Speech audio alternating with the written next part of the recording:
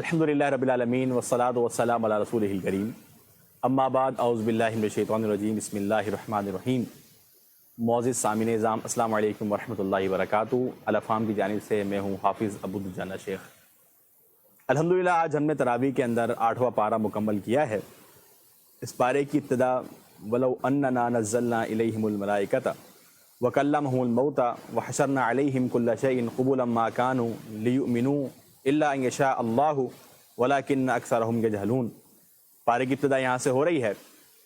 اس پارے کے اندر ابتدائی حصہ سورہ انعام اور اس کے بعد دوسرے حصے کے اندر سورہ اعراف موجود ہے۔ انعام کے متعلق کل گفتگو ہوئی اور ہم نے کل بات پڑھی کہ معجزات کے متعلق جو گفتگو چل رہی تھی وہی بات آگے چل رہی ہے۔ اللہ رب العالمین نے فرمایا کہ اگر ہم ان کو معجزات دکھا دیں تب بھی انہوں نے ایمان لے کر نہیں آنا ہے، کیونکہ ایمان کے رب العالمین کی توفیق ہے، اللہ جسے چاہے عنایت کر دے۔ فرمایا گیا کہ تم سے پہلے لوگوں نے بھی تقاضے کیے معجزات کے، لیکن دیکھنے کے باوجود بھی ایمان لے کر نہیں آئے۔ تو یہ اللہ رب العالمین کی توفیق ہے، اس کو معجزات کے ساتھ تم نہ جوڑو کہ معجزات دکھائے تو پھر ایمان، وگرنہ نہیں، یہ صورت درست نہیں ہے۔ آگے بیان کیا گیا کہ یہ شیطانی ہتھ کنڈوں کی طرف مائل وہی بندہ ہوتا ہے جو آخرت کا منکر ہے یا اللہ رب العالمین کی ملاقات کا اسے خوف نہیں ہے۔ جسے اللہ رب العالمین سے ملاقات کا خوف ہو، ڈر ہو، وہ کبھی بھی ان شیطانی ہتھ کنڈوں کی طرف مائل نہیں ہوتا۔ آگے بیان کیا گیا کہ جانور صرف وہی حلال ہے جس کے اوپر اللہ رب العالمین کا نام لیا جائے، جس پر اللہ رب العالمین کا نام لیا جائے گا وہی جانور حلال ہے۔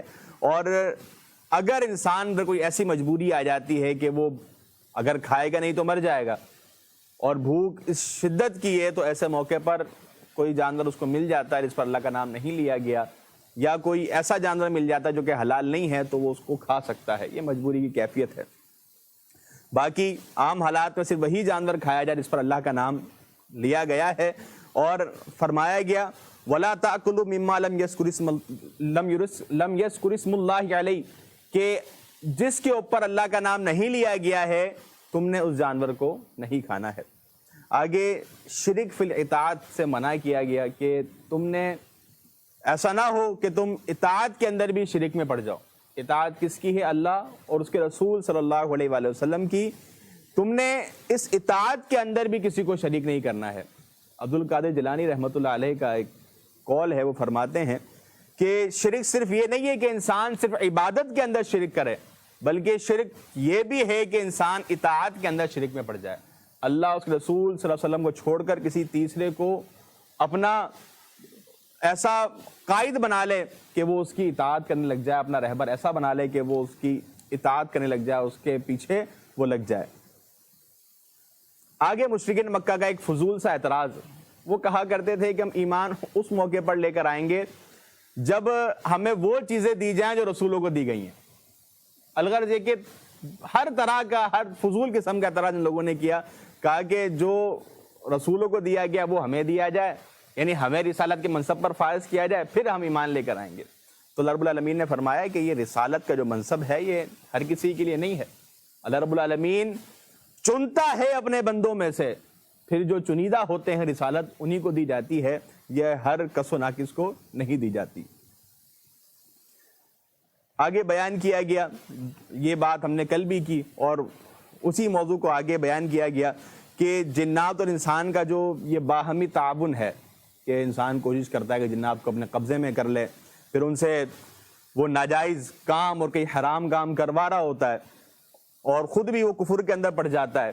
تو فرمایا گیا کہ یہ جو باہمی تعاون ہے یہ روز قیامت بڑا ہی بھاری پڑنے والا ہے، اور جو بندہ اس طرح کے کام میں ملوث ہے تو یاد رکھے کہ اس کا ٹھکانہ جہنم کی آگ ہے۔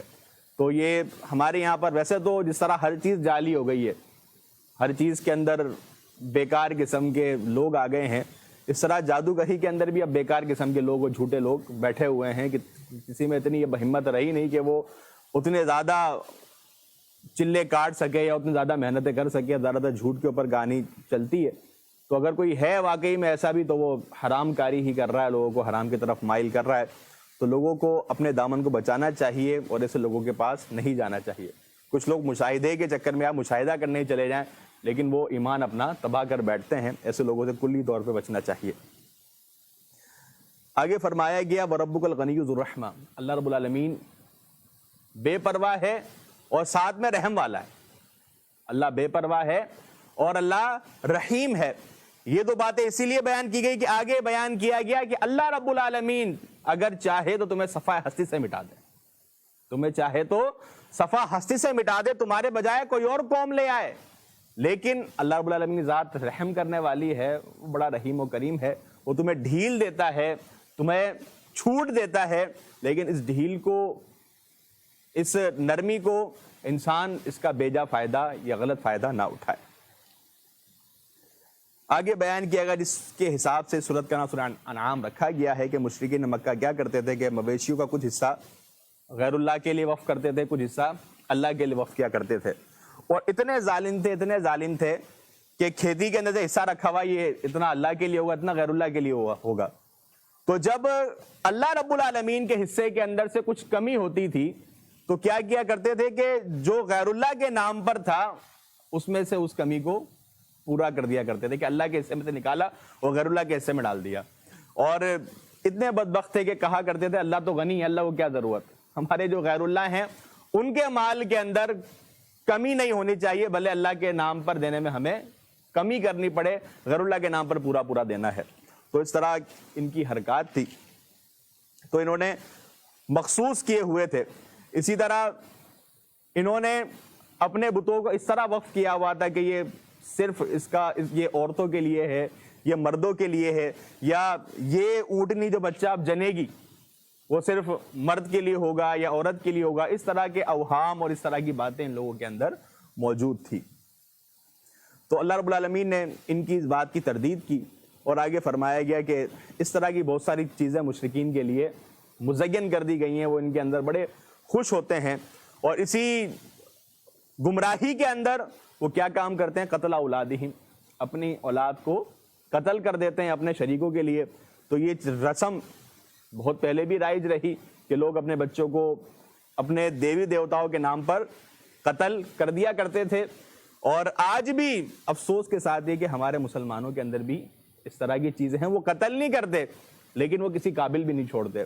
ہمارے یہاں پر پنجاب کے اندر ڈولے شاہ کا ایک مزار ہے، وہاں پر عموماً لوگ جاتے ہیں منت مانگنے کے لیے۔ اب تو یہ چیز کافی کم ہو گئی ہے، لیکن ایک وقت تک بہت زیادہ ہوا کرتی تھی کہ لوگ وہاں جاتے تھے اور وہاں جا کر منت مانگتے تھے کہ ہمیں اولاد نہیں، اولاد مل جائے، اور جو پہلی اولاد ان کی ہوا کرتی تھی اسے اس مزار اور صاحب مزار کے نام پر وقف کرنا پڑتا تھا، اور اتنا ظلم ان کے ساتھ کیا جاتا تھا کہ ان بچوں کے سر کے اوپر ایک لوہے کا خود پہنا دیا کرتے ہیں وہ، جس سے بچہ بڑھتا ہے لیکن دماغ نہیں بڑھتا، اور وہ بچہ پھر چوہے کی شکل اختیار کر لیتا ہے، وہ دماغ چھوٹا چہرہ بڑا، وہ چوہے کی شکل اختیار کر لیتا ہے، پھر اس بچے سے وہ اس مزار کے لیے بھیک منگواتے ہیں۔ اور پہلے یہ کافی زیادہ ہوا کرتے تھے، لیکن چونکہ لوگوں میں اب شعور بیدار ہو گیا تو اس طرح کی حرکتیں نہیں کرتے، لیکن آج بھی آپ کبھی پنجاب میں جائیں گے تو آپ کو کہیں اسٹیشن پر کہیں نہ کہیں اس طرح کے ڈولے شاہ کے چوہے کہلاتے ہیں یہ آپ کو نظر آئیں گے۔ تو انسانی سوز حرکتیں کس لیے؟ اپنے غیر اللہ کو راضی کرنے کے لیے، اللہ کے علاوہ راضی کرنے کے لیے۔ تو اس طرح کی زمین نے تمہارے پر فرض کر دیا، تم نے اس کو ادا کرنا ہے۔ عشر اگر پانی محنت سے دیا جا رہا ہے، اس زمین کو محنت سے دیا جا رہا ہے، تو 20 من میں سے ہم نے اس وقت تقریباً 1 من نکالنا ہے، 20 من میں سے 1 من نکالنا ہے، اور اگر اس کو آسمان کس طرح ہے، ہاں محنت والی زمین جو ہے اس میں 20 میں سے 1 من، اور اگر آسمان سے پانی برسایا جا رہا ہے تو 10 من میں سے 1 من۔ بات پھر سمجھ لیں کہ 20واں حصہ ہے اگر ہم خود پانی دے رہے ہیں، اگر محنت سے پانی دے رہے ہیں تو 20واں حصہ ہے، 20 من میں سے 1 من، 20واں حصہ ہو گیا۔ اور اگر پانی آسمان سے اس کو دیا جا رہا ہے اور وہ خود ہی ایسی زمین ہے کہ بارش اس کو سیراب کر رہی ہے، تب 10 من میں سے 1 من ہم نے نکالنا ہے، مطلب 10واں حصہ ہم نے اس میں سے دینا ہے۔ تو یہ عشر بھی زکوٰۃ ہے، اس طرح عشر بھی فرض ہے۔ آگے فرمایا گیا کہ یہود پر کچھ چیزیں جو حرام کی گئی ہیں وہ ان کے جرائم کی وجہ سے حرام کی گئی، جو جرم کیا کرتے تھے ان جرم کی وجہ سے، ان جرائم کی وجہ سے چیزیں ان کے اوپر حرام کر دی گئی، اور جو چیزیں حرام ہو جاتی تھی پھر اس کے اندر کوئی نہ کوئی میخ نیخ نکال لیا کرتے تھے۔ اللہ رب العالمین نے آگے فرمایا کہ ان کے اوپر جانوروں کی چربی حرام کر دی گئی۔ اب جانوروں کی چربی جب حرام ہوئی تو نبی کریم صلی اللہ علیہ وسلم نے فرمایا کہ وہ لوگ چربی تو استعمال نہیں کیا کرتے تھے، چربی کو پگھلا کر اس کا تیل استعمال کیا کرتے تھے۔ الغرض یہ کہ اللہ رب العالمین کے حکم کی نافرمانی کسی نہ کسی صورت کے اندر کیا کرتے تھے۔ جب پیچھے ہم نے پڑھا کہ شکار سے منع کیا تب ایک کہانی نکال لی، اب جب یہاں پر چربی سے منع کیا تو یہاں بھی کوئی نہ کوئی ترتیب نکال لی۔ تو اس طرح ان کی حرکتیں تھی۔ آگے اللہ رب العالمین نے جن چیزوں کو حرام کیا ہے ان کی ایک فہرست یہاں بیان کی گئی کہ اللہ رب العالمین نے شرک، کہ اللہ کے ساتھ شرک نہ کیا جائے، اور آگے تاکید کی والدین سے حسن سلوک کیا جائے، اور اللہ رب العالمین نے اولاد کو قتل کرنے سے منع کر دیا گیا کہ اولاد کو بھوک کے ڈر سے، خوف کے ڈر سے قتل کر دیں کہ میں اس کو کھلاؤں گا کیا، پلاؤں گا کیا، میں اس کے اخراجات کہاں سے اٹھاؤں گا۔ اگر آپ چاہتے ہیں کہ میں لیڈرشپ بیسٹ قسم کی ہے تو کچھ چیزیں ذہن میں رکھ لیں کہ آپ کے اندر جنسی کرپشن نہیں ہونی چاہیے۔ اگر آپ میں آ گئی تو آپ آج نہیں تو کل آپ تباہ و برباد ہو جائیں گے، معاشرے میں اڑ جائے گی کہ فلاں شخص جو ہے وہ بد کردار ہے۔ اور آپ دیکھ لیں ہمارے یہاں جتنے حکمران ہیں یہ چھپ چھپ کے جتنے بھی کام کر لیں، چند ایک روز کے بعد کبھی نہ کبھی کسی نہ کسی حکومت میں ان کا اسکینڈل سامنے آ جاتا ہے، اور پھر جو تجزیہ نگار ہوتے ہیں بڑا اس کو کھینچ کر بیان کر رہے ہوتے ہیں۔ دوسری چیز مالی کرپشن۔ اگر آپ اچھے لیڈر بننا چاہتے ہیں تو مالی کرپشن سے اپنے آپ کو بچائیں۔ اگر آپ مالی کرپشن کرتے ہیں تو وہ بھی بڑا ظلم و زیادتی والا کام ہے۔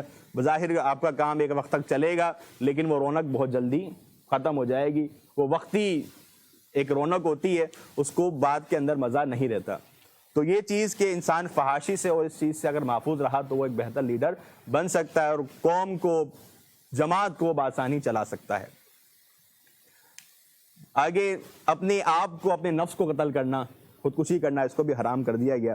یتیم کے مال کو کے قریب آنے سے، اس کو کھانے سے بھی منع کر دیا گیا، اور حکم دیا گیا کہ تم نے وزن کو برابر کرنا ہے، کھوٹ نہیں کرنی، کہ کہیں اس طرح ہو کہ وزن تو پورا کر رہے ہو لیکن مال کھوٹا ڈال رہے ہو، تو لہٰذا وزن بھی پورا ہو اور مال بھی صحیح قسم کا ہو۔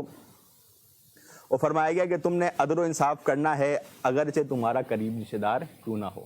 قرابت داری کے چکر میں نہیں پڑنا، جو عدل ہے، جو انصاف ہے، وہی بات ہونی چاہیے، اور اللہ رب العالمین کا جو عہد ہے اس کو پورا کرو۔ اور فرمایا کہ یہ سیدھا راستہ ہے، یہ سیدھا راستہ ہے، تمہاری ذمہ داری کہ تم نے اس کی پیروی کرنی ہے، اس کے علاوہ ہٹ کے کسی راہ کی پیروی کرو گے تو گمراہ ہو جاؤ گے۔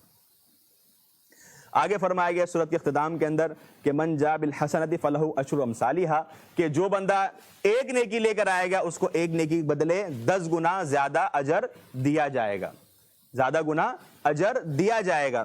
اور اللہ رب العالمین کا فضل ہے، اور جو ایک برائی کرے گا برائی کے بدلے اس کو ایک ہی برائی لکھی جائے گی۔ نیکی ایک کرے گا 10 100 700 تک کا ہم نے پڑھا ہے، اور اس سے زیادہ بھی اللہ رب العالمین چاہے تو اس کو بڑھا سکتا ہے۔ تو یہ اللہ کا فضل ہے کہ نیکی کے اندر اضافہ، اور گناہ ایک جو کیا ہے وہی لکھا جاتا ہے۔ آگے فرمایا گیا کہ ایک مسلمان کا طرز زندگی یہی ہونا چاہیے کہ قل ان صلاتی و نسکی و محیای و مماتی للہ رب العالمین، کہ نماز، قربانی، جینا، مرنا سب کچھ اللہ کے لیے ہونا چاہیے۔ اس کے اندر کسی کو بھی شامل کر لیں گے تو انسان بھٹک جائے گا۔ فرمایا لا شریک لہ وبذالک امرت وانا اول المسلمین، کہ میں اس کے ساتھ کسی کو شریک نہیں کرتا، اس کے ساتھ کسی کو میں شریک نہیں ٹھہراتا۔ سورہ اعراف یہاں پر ختم ہوتی ہے، آگے چلتے ہیں ہم جی۔ سورہ انعام یہاں ختم ہوتی ہے، سورہ اعراف کی ابتدا ہے۔ اعراف یہ جنت اور جہنم کے ایک درمیان کا مقام ہے، کہ وہ لوگ جن کی نیکیاں اور گناہ دونوں کیا ہو گئی ہیں، برابر ہو گئی ہیں۔ جو نیکیاں ہیں وہ بھی برابر، گناہ ہیں وہ بھی برابر۔ آگے ہم پڑھیں گے کہ وزن کیا جائے گا، نیکیاں زیادہ ہیں تو جنت، گناہ زیادہ ہیں تو جہنم، لیکن جب دونوں برابر ہو جائیں گے تو اعراف ایک مقام ہے، وہاں پر وہ لوگ کھڑے ہوں گے جن کا تذکرہ آگے آ رہا ہے۔ اس سورت کی ابتدا کے اندر قرآن مجید کے متعلق بات کی گئی کہ ہم نے قرآن آپ کی طرف نازل کیا ہے تاکہ آپ مومنوں کو نصیحت کریں، اور جو گنہگار ہیں، جو باغی ہیں، ان کو آپ ڈرائیں اس سے۔ اور اس قرآن کے ذریعے آپ نے اپنے سینے کے اندر حرج محسوس نہیں کرنا کہ آپ تبلیغ کر رہے ہیں، سامنے والا نہیں مان رہا تو آپ سینے کے تنگی آپ نے محسوس نہیں کرنی ہے، آپ نے اللہ کا پیغام پہنچا دینا ہے۔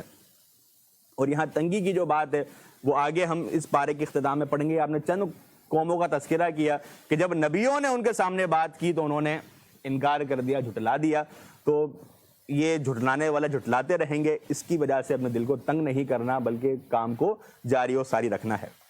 تو سورت کی پہلے رکوع کے اندر ہی بات واضح ہو گئی کہ والوزن یومئذ الحق، کہ اس دن اعمال کا وزن ہوگا، اعمال کا وزن ہوگا، جس کا وزن زیادہ وہ فلاح پا جائے گا، جس کا وزن ہلکا ہو جائے گا، نیکیوں کا گناہ کا بڑھ جائے گا، تو ایسا بندہ خسارہ اٹھانے والوں میں سے ہے۔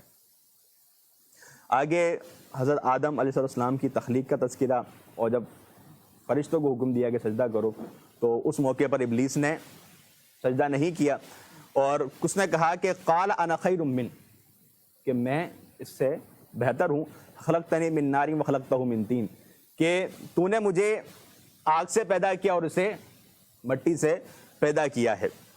تو اللہ رب العالمین نے اسے کہا کہ تو اتر جا، تجھے لائق نہیں ہے کہ تو تکبر کرے، اور تو نکل جا، تو آج سے تو ذلیلوں میں سے ہے۔ صاغرین کا لفظ استعمال کیا، تو آج چھوٹوں میں سے ہے، تو صاغرین، تو ذلیلوں میں سے ہے، یہ کہہ کر اس کو دھتکار دیا۔ اور یہاں پر ہمارے ایک ساتھی کہتے ہیں کہ ایک تو شیطان اوپر سے نخرے، تو شیطان اوپر سے نخرے کر رہا ہے، تو لہٰذا اللہ رب العالمین کی اس حکم کی اس نے عدولی کی ہے، اس حکم کی نافرمانی کی ہے، اسی لیے تکبر کیا اللہ کے دربار کے اندر، لہٰذا اس کو وہاں سے دھتکار دیا گیا۔ لیکن اس نے مہلت مانگی، اس نے مہلت مانگی کہ میں تیرے بندوں کو گمراہ کروں گا، اور کہا کہ لاقعدن لہم صراطک المستقیم، صراط مستقیم کے اوپر بیٹھ جاؤں گا، میں صراط مستقیم پر بیٹھ جاؤں گا، اور جو بھی صراط مستقیم پہ چل رہا ہوگا اس کو پکڑ کے میں نے گمراہ کرنا ہے۔ اور کہا کہ میں ان کے آگے سے، ان کے پیچھے سے، ان کے دائیں سے، ان کے بائیں سے، ہر جگہ سے میں اپنے وسواس داخل کروں گا، ان کو گمراہ کرنے کی کوشش کروں گا۔ اللہ رب العالمین نے فرمایا کہ تو بھی دھتکارا ہوا ہے، اور جو لوگ تیری پیروی کریں گے میں ان کو بھی اور تجھ سے بھی جہنم کو میں نے بھر دینا ہے۔ اور حضرت آدم علیہ السلام کو اس موقع پر جنت کے اندر داخلہ عطا کیا ہے، کہ شیطان نے ان کو وسوسہ ڈال کر بہکا دیا، انہوں نے اس درخت کو کھا لیا ہے۔ تو یہاں پر جو ایک اہم چیز، ایک تو شیطان نے ان کو کہا، جب وسوسہ ڈالا ہے تو کہا کہ جب تم اس درخت کو کھاؤ گے تم بن جاؤ گے معزز فرشتے، اور تمہیں ہمیشہ کی زندگی، تمہیں ہمیشگی یہاں پر ملے گی۔ یہ بہت بڑے دھوکے ہیں کہ شیطان اپنے ہتھ کنڈوں میں ڈالتا ہے اور کہتا ہے جی جب تم شریعت کے خلاف عمل کرو گے بڑے معزز بن جاؤ گے، لباس چھوٹا کر دو بڑے معزز بن جاؤ گے، بے حیائی فحش گوئی شروع کر دو معزز بن جاؤ گے، تم ماڈرن بن جاؤ گے، تم اپنے چہرے کو سنت کے مقابلے سے ہٹا کر سنت کی مخالفت میں اپنے چہرے کو بنا لو، تم بڑے معزز بن جاؤ گے۔ تو شیطان شریعت کی مخالفت میں لا کر کہتا ہے کہ تم جب شریعت کی مخالفت کرو گے تب تم معزز بنو گے، ویسے کوئی معزز نہیں ہو تم۔ تو یہاں بھی یہی دھوکہ دیا کہ تم جی بڑے فرشتے بن جاؤ گے، تم بڑے عزت دار بن جاؤ گے، تمہارے لیے ہمیشگی ہوگی یہاں پر۔ اور بڑی اس نے قسمیں کھائی جب آپ نے جو ہے وہ پھل کو کھا لیا ہے۔ تو اس موقع پر جو بات ہوئی اور اس پورا رکوع اس حوالے سے ہے، تو یہ مختصراً سمجھ لیجیے۔ تو جب پھل کھایا گیا ہے تو اس وقت حضرت آدم علیہ السلام اور حضرت حوا علیہ السلام ان کا لباس اتر گیا ہے، اور وہ جنت کے پتوں سے اپنے بدن کو ڈھانپنے لگے۔ تو اللہ رب العالمین نے آگے فرمایا کہ شیطان کی چال یہی ہے، وہ تم سے تمہارا لباس کھینچنا چاہتا ہے، تم سے تمہارا لباس کھینچنا چاہتا ہے۔ تو یہ لباس جو ہے یہ تمہارے لیے بڑا ہی ایک زینت کا ہے، اور یاد رکھو کہ ایک تقوی اور ایک سنجیدہ شخص یہ لباس کو پسند کرتا ہے، اس کے علاوہ جو اس کے اندر بغیرتی ہے وہ بے لباسی کو پسند کرتا ہے۔ انسانیت کا امتیاز جو ہے وہ لباس، آپ دیکھ لیں کتنی مخلوقات ہے، کبھی گدھے کو، کبھی کتے کو، کبھی خنزیر کو، کبھی ان کو دیکھا ہے لباس کے اندر، لباس نہیں پہنتے۔ مخلوقات میں لباس کون پہن رہا ہے؟ وہ انسان پہن رہا ہے۔ تو یہ مخلوقات کے اندر جو ہمیں امتیاز جو ایک دیا گیا ہے، اس کے اندر ایک یہ بھی ہے کہ ہمیں لباس دیا گیا، تو یہ لباس ہمارا امتیاز، اگر اس کو اتار دیں گے تو ہم میں وہ جانوروں کے اندر کوئی فرق نہیں ہے۔ لیکن شیطان کی اولین یہی کوشش ہے، اللہ رب العالمین نے یہاں واضح فرما دیا کہ آیت نمبر 26 آپ پڑھ لیں تو یہی چیز ہے، وہ یہی چاہتا ہے کہ لباس میں کسی طرح ان کا کھینچ لوں، اور یہی اس کی کوششیں ہیں، اور آج وہ اسی کوشش کے اندر لگا ہوا ہے۔ اور ہم سمجھتے ہیں کہ ہم بے لباس ہو کے کچھ زیادہ ہی قابل فخر یا قابل احترام چیز معاشرے کی بن گئے ہیں۔ اسی کے اندر ہی حضرت آدم علیہ السلام کی دعا کا تذکرہ ہے، ربنا ظلمنا انفسنا وان لم تغفر لنا وترحمنا لنکونن من الخاسرین۔ آگے حکم دیا گیا کہ جب تم مسجد کی طرف جاؤ تو تم اچھا لباس پہن کر جاؤ۔